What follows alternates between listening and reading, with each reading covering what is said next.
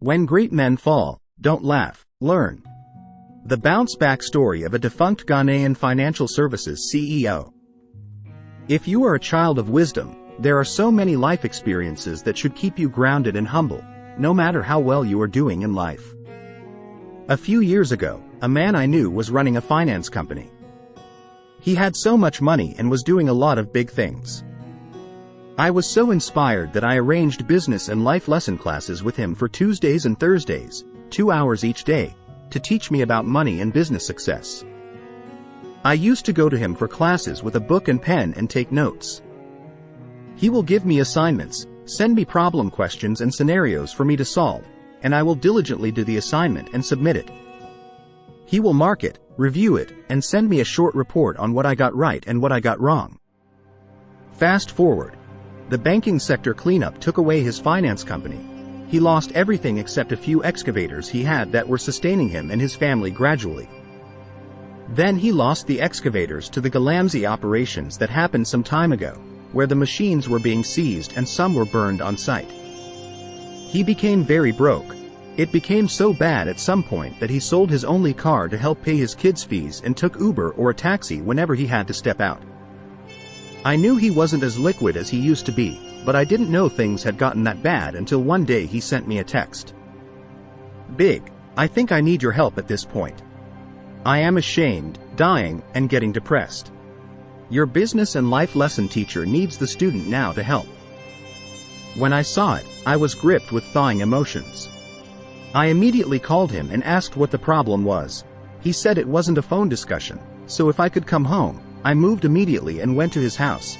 He had lost his mansion to a court case and is now living in a small rented apartment with the family. He then told me all that I have shared above and more.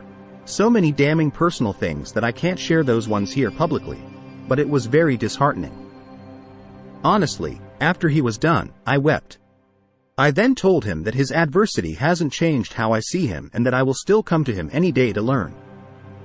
We prayed together for like an hour. Then I drove him out for lunch to cheer him up and put a smile on his face. I think I am blessed with the anointing of inspiring people and giving them hope to bring them out of their feelings of despair and giving up, because by the time we were done with lunch, he felt better. I then kindly offered to pay the kids' fees and also his rent, which was always almost due. He was grateful and cheerfully surprised. I then told him that I would be sending him an amount monthly as family upkeep until he was able to bounce back. I have been doing this every month from last year all through 2021 until now, but guess what? Yesterday he called me, sounding so excited that I didn't understand. I asked him, "What is the joy about?" "Oh wow, a friend he gave $150,000 to 6 years ago as an interest-free loan for his business just returned from the United States and came to pay back the money and even added a car to it." Guys, that's almost 1 million cedis for a man who sometimes orders Uber and calls me to pay the Uber driver for him. He is super excited. I went to see him today, and we stepped out and had a glass of wine to celebrate his journey of bouncing back. Well, now that he has settled to go into agric, he says he won't do financial services again. He already has some farmlands in the village. He is going into agric full-time.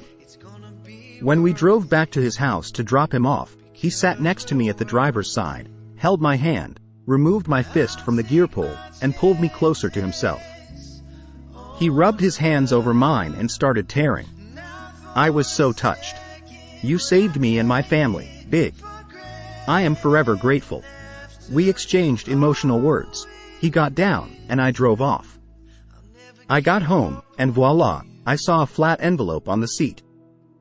I opened it, and it was a check written to Big Godwin Marty, with a small note saying, "You are a good man. Thank you for everything, Big Godwin Marty."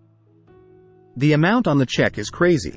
In fact, I wanted to post the check and blot his name, but my instincts advised otherwise.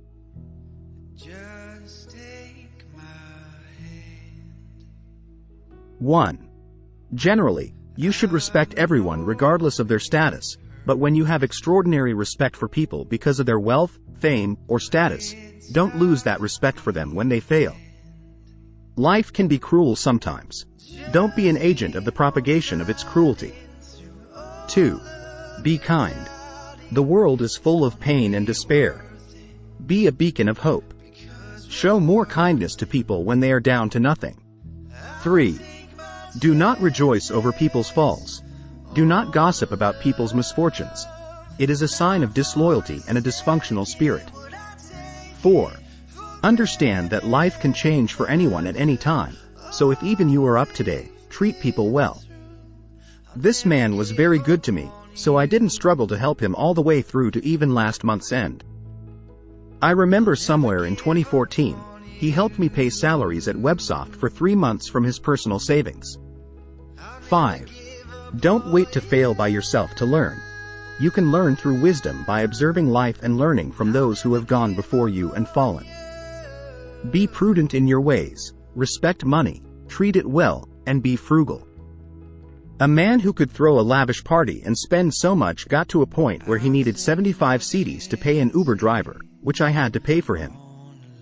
This is a real-life story written and narrated by Big Godwin Amardi, a young entrepreneur, cybersecurity expert, and philanthropist. He is the president of the Soft Group and the CEO and founder of Websoft Solutions. He owns Oasis Mineral Water.